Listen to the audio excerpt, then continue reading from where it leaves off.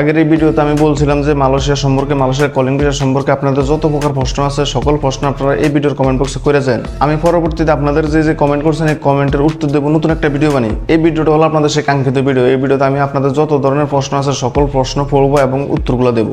আপনারা যদি আমার এই ভিডিওটা নতুন দেখে থাকেন তাহলে সবার প্রতি রিকোয়েস্ট থাকবে আমার চ্যানেলটা সাবস্ক্রাইব করে পাশে থাকবেন। তো চলুন ভিডিওটা শুরু করা যাক। এই ভিডিওর কমেন্ট বক্সে মোট 24 ঘন্টার ভিতরে 42টা কমেন্ট আমি দেখছি। এর ভিতরে আমি প্রতিটা কমেন্ট আপনাদেরকে পড়ে শোনানো সম্ভব না। এখানে অনেকেই দেখা যায় একাধিক মানুষ কিন্তু একই ধরনের প্রশ্ন করছেন, সেক্ষেত্রে আমি একটার উত্তর দেবো। ভিডিওটা না টানে সম্পূর্ণ ভিডিওটা দেখতে থাকুন। এক ভাই নাম হলো প্রত্যয় আহমেদ, উনি কমেন্ট করছেন যে ভাই আমি এক চোখে দেখি না, একবারে দেখি না, আমি কি মালয়েশিয়া আসতে পারবো কিনা। মালয়েশিয়া আসার ক্ষেত্রে মেডিকেল চেকআপটা হলো বাধ্যতামূলক। বিশেষ করে 3D dangerous, difficult and dirty কাজের ক্ষেত্রে আপনাকে শারীরিক সক্ষমতা 100% থাকতে হবে। তবে কিছু কিছু ক্ষেত্রে এক চোখে না দেখলেও আপনার অন্যান্য সাইডে অন্যান্য সেক্টরে কাজ করার সুযোগ থাকতে পারে। সেক্ষেত্রে এক চোখে না দেখার পরও আপনি যে সমস্ত ক্ষেত্রে কাজ করতে পারেন কিংবা যে সমস্ত খাতে মালয়েশিয়া আসতে পারেন, ফ্যাক্টরি, ক্লিনার, হোটেল কিংবা রেস্টুরেন্ট কিংবা দোকান, এই সমস্ত জায়গায় আপনি আসতে পারেন। তবে সেক্ষেত্রে আপনি এজেন্টের সাথে সরাসরি কথা বলতে হবে যে আমার এই সমস্যা আছে। এজেন্ট আপনার জন্য যে কোম্পানিতে আপনি নিয়োগ দিব ওই কোম্পানির সাথে এবং মেডিকেলের কথাবার্তা বলে কিছুটা স্যাক্রিফাইস করে নিতে পারে। তবে কনস্ট্রাকশন সাইট, প্লান্টেশন সেক্টর কিংবা হার্ড ওয়ার্কিং যে সমস্ত কাজ আছে ওই সমস্ত কাজে আপনার আসতে পারবেন না। সোহেল রানা, RS রাবণ, অনেকেই একটাই প্রশ্ন করছেন যে সব সেক্টরের কলিং কবে নাগাদ খুলতে পারে, কোনো তথ্য আছে? দেখেন, আমি আগে এই বিষয়ে অনেক ভিডিও বানাইছি যে মালয়েশিয়াতে বর্তমানে যে প্লান্টেশন সেক্টরে কর্মী নিয়োগ চলতেছে এই কর্মী নিয়োগটা এখন অনেক ধীরগতি। এরপর আবার কবে নতুন করে অন্যান্য সেক্টরে কলিং ভিসা খুলবে এটার কোনো নিশ্চয়তা নাই। এ বিষয়ে আমার চ্যানেলে অনেক ভিডিও আছে, আপনারা দেখে আসতে পারেন। মালয়েশিয়াতে পররাষ্ট্রমন্ত্রী দাতো শ্রী সাইফুদ্দিন উনি ডিসেম্বর মাসে একটা বক্তব্যতে বলেছিলেন যে প্রথম 4 মাসে নতুন করে কোনো কর্মী নিয়োগ দেওয়া হবে না। প্রথমাংশ বলতে একটা বছরের মোট 3টা অংশে ভাগ করা হয়, 4 মাস করে। তো প্রথমাংশতে পরে জানুয়ারি, ফেব্রুয়ারি, মার্চ, এপ্রিল, এই প্রথমাংশে কোনো নতুন শ্রমিক, কোনো নতুন কর্মী নিয়োগ দেওয়া হবে না, শুধুমাত্র প্লান্টেশন সেক্টর ছাড়া। এখন অনেক দালাল কিংবা অনেক কপরবাজ আছে, তারা বলতেছে আপনাদেরকে কলিং ভিসা শুরু হইব শীঘ্রই কিংবা মার্চ মাসে।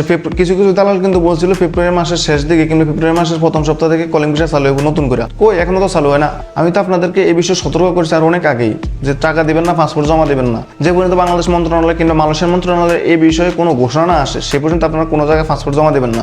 অদূর ভবিষ্যৎ মালয়েশিয়ার কলিং কবে খুলে এটা অদূর ভবিষ্যৎ। মালয়েশিয়ার অবস্থা এখন অনেকটা খারাপ। মালয়েশিয়ার বিতর্কত অনেক সমস্যা চলতেছে। এগুলা সমস্যা এড়াইতে হয়তো আরো 3-4 মাস লাগতে পারে। তবে মালয়েশিয়ার কলিং এপ্রিলের ভেতরে না খোলার সম্ভাবনা 100-90%। মানুষ মাত্র ভুল, যেমন কথাটা সঠিক। আমি কিন্তু এ পর্যন্ত আমার চ্যানেলে অনেকগুলো ভিডিও বানাইছি মালয়েশিয়ার কলিং এবং মালয়েশিয়ার ভিসা সম্পর্কে। আমার কোনো তথ্য কি আপনারা ভুল পাইছেন? এমন একজন মানুষ আমারা দেখান। মানুষ মাত্র ভুল হইতে পারে, কিন্তু তারপরে আমি কোনো তথ্য যাচাই বাছাই করা ছাড়া কোনো তথ্য দেই না। এমনকি আমি যে 10টা কথা বলবো 10টা কথায় আপনি 100% মিলিয়ে নিতে পারেন। কোনো কথায় আমি বানোয়াট কিংবা গুজব ছড়াই না। আমি 100% যেটা সত্য তথ্য ওইটা আপনাদের মাঝে তুলে ধরি। এবং কি আমার ভিডিও থেকে এখনো পর্যন্ত কেউ মিথ্যা প্রমাণ পাইছেন এমন কোনো ঘটনা আজ পর্যন্ত হয় নাই, ইনশাল্লাহ ভবিষ্যতে হবে না। আমি আগে বলেছিলাম যে আপনারা কনস্ট্রাকশন সাইটে যাওয়ার জন্য যে আবেদন করতেছেন কিংবা পাসপোর্ট জমা দিতেছেন এগুলো থেকে বিরত থাকেন। এগুলা কোনোভাবেই সম্ভব নয় মুহূর্তে। কনস্ট্রাকশন ভিসা টোটালি বন্ধ, আর এগুলা কবে খুলবে এরকম কোনো নিশ্চয়তা নেই। অনেক দালাল কিন্তু বলছিল যে কনস্ট্রাকশন ভিসা খুলবে ফেব্রুয়ারি মাসে। আমি কিন্তু বলছিলাম যে প্রথমাংশে মানে এপ্রিল মাসেও ভিসা খুলবে না। কই, এখন তো ফেব্রুয়ারি মাসের শেষ, এখনও তো খুলতেছে না। সর্বশেষ কত হলো মার্চ, এপ্রিল, এই 2 মাসেও নতুন করে কোনো ভিসা খোলা হবে না। আরেকজন প্রশ্ন করছেন MD নয়ন, ভাইয়া ট্যুরিস্ট ভিসা গেলে কি কাজ করা যাবে মালয়েশিয়ায়? ট্যুরিস্ট ভিসা আসলে আপনি কোনো কাজই করতে পারবেন না। ট্যুরিস্ট ভিসা মানে হলো আপনি এই জায়গায় ট্রাভেল করতে আসছেন, আপনি ঘুরতে আসছেন, এই জায়গায় আপনি কাজের জন্য আসেন না। ট্যুরিস্ট ভিসার একটা মেয়াদ থাকে 3 মাস। এই 3 মাস আপনি ঘুরে গাইরা পরে যাইতে হবে বাংলাদেশ। আপনি যদি চান যে ট্যুরিস্ট ভিসা এসে আপনি কাজ করবেন, সেক্ষেত্রে আপনার সম্পূর্ণ কাজ করতে হবে অবৈধ অবস্থায়। আর অবৈধ অবস্থায় আপনি সকল কাজ করতে পারবেন, তখন কিন্তু আপনার জন্য কোনো কাজের সীমাবদ্ধতা নেই যে ম্যানুফ্যাকচারিং কাজ করতেছেন এরপরে আপনি যে সার্ভিস সেক্টরে কাজ করতে পারতেন না, এরকম কোনো বাধা নেই। আপনি চাইলে যে কোনো জায়গায় কাজ করতে পারেন, দোকান বলেন, কনস্ট্রাকশন সাইট বলেন, প্লান্টেশন সেক্টর বলেন, ফ্যাক্টরি বলেন, যে জায়গায় আপনারা নিয়োগ দেবে এবং আপনার বিশ্বস্ত লোক আছে কিংবা আপনার পরিচিত লোক আছে যে জায়গায় আপনারা তারা ঢুকাই দিতে পারবে মালিকের সাথে কথা বলে, ওই জায়গায় আপনি কাজ করতে পারবেন। তবে এটা আপনি অবৈধ। আরেকজন বলছিলেন MD সাইফুল ইসলাম, ভাই আমার মেডিকেল মেয়াদ শেষ হয়েছে, এই মাসের 11 তারিখে ইন্স্যুরেন্স বের হয়েছে, মেডিকেল কি আবার করা লাগবে? দালাল বলছে করা লাগবে না। আমি এই বিষয়টা নিয়ে সর্বশেষ ভিডিও বানাইছিলাম যে কোন কোন ক্ষেত্রে আপনার নতুন করে মেডিকেল করতে হবে। ইন্স্যুরেন্স হয়ে গেলে কি এর মেডিকেলের মেয়াদ শেষ হলে কি আর নতুন করে মেডিকেল করতে হবে নাকি?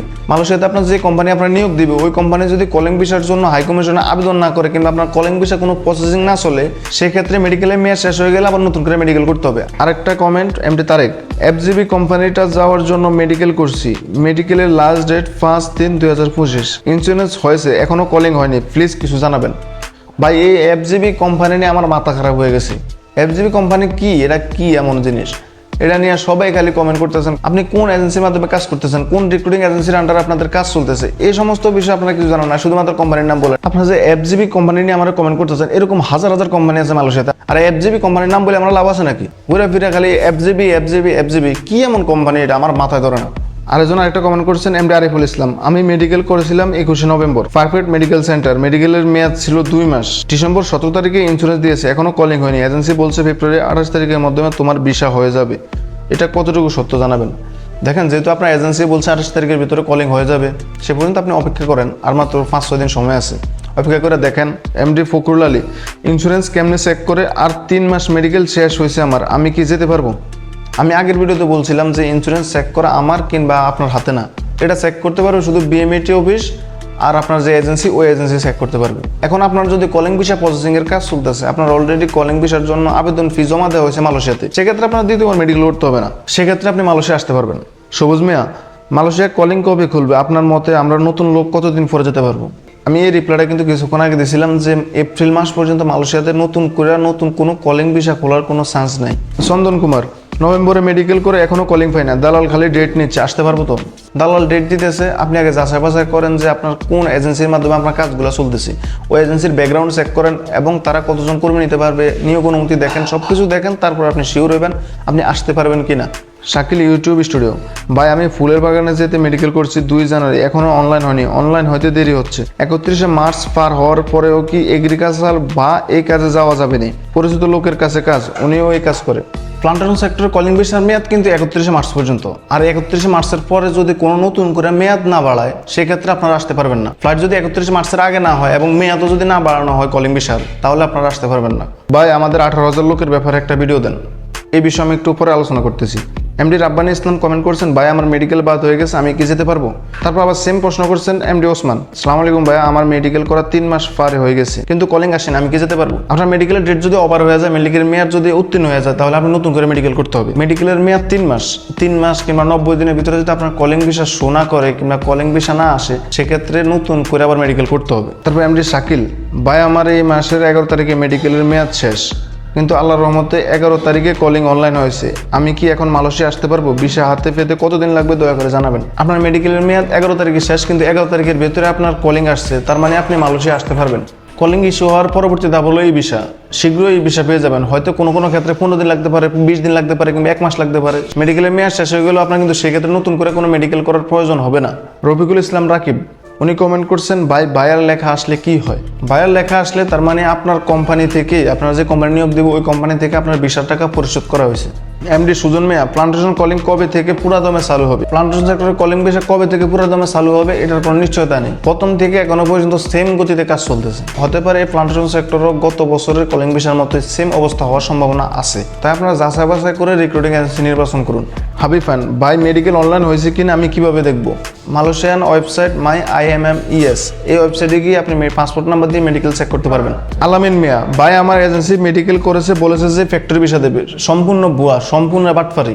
ফ্যাক্টরি ভিসা এখনো চালু হয় নাই, এমনকি এপ্রিল মাসে ফ্যাক্টরি ভিসা চালু হওয়ার কোনো সম্ভাবনা নেই। সাবধান হন, সতর্ক হন, এই সমস্ত দালাল থেকে দূরে থাকুন।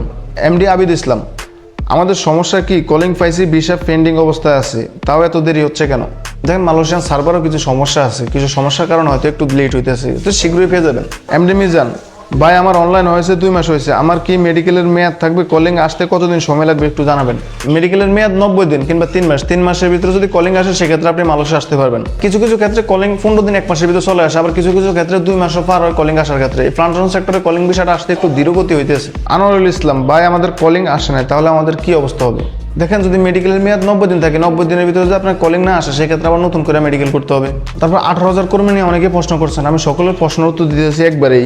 স্বপন মজুমদার, ভাই আমি 31 মে 2024 সালে যেতে পারিনি, এখন এজেন্সি বলতেছে যে 2025 মার্চ মাসের মধ্যে নিয়ে যাবে, কথাটা কতটুকু সত্যি জানাবেন। দেখেন মালয়েশিয়াতে যে 18,000 কর্মী 2024 সালে আসতে পারে না, সেখান থেকে যাচাই বাছাই করে মোট 8,000 কর্মীর প্রথম ধাপে নিয়ে আসার একটা কথাবার্তা চলতেছে মন্ত্রণালয়। তবে এখনো পর্যন্ত মন্ত্রণালয় থেকে এই বিষয় সম্পূর্ণ কোনো ক্লিয়ার করে না যে কোন 18,000 কর্মী আসতে পারবে কিংবা কি আসে বিষয়, কিংবা কর্মীদের নাম এখনো প্রকাশ করে নাই। এখনো এই জিনিসটা নিয়ে কিছু আশঙ্কা আছে। আশঙ্কা বলতে যে কবে নিবে এই বিষয়টা এখনো ক্লিয়ার না, হতে পারে 2-3 মাস কিংবা 4 মাস, কিন্তু মার্চ মাসে নিয়ে আসার কোনো সম্ভাবনা নেই। এখানে আমি হাতে গোনা যে কমেন্টগুলো কমন এবং অনেকেই একই ধরনের সমস্যায় ভুগতেছেন ওদের আমি প্রশ্নের উত্তর দিছি। আপনাদের আরও যদি নতুন কোনো প্রশ্ন থাকে এই ভিডিওর কমেন্ট বক্সে করতে পারেন। আমি যদি সুযোগ পাই আবারও নতুন কোনো এক ভিডিও বানিয়ে দেবো মালয়েশিয়ার কলিং ভিসা সম্পর্কে। আর আজকের ভিডিওটা এই পর্যন্তই। দেখাবো আপনাদের সাথে অন্য কোনো ভিডিওতে নতুন কোনো বিষয় নিয়ে। সে পর্যন্ত ভালো থাকবেন। আল্লাহ হাফিজ।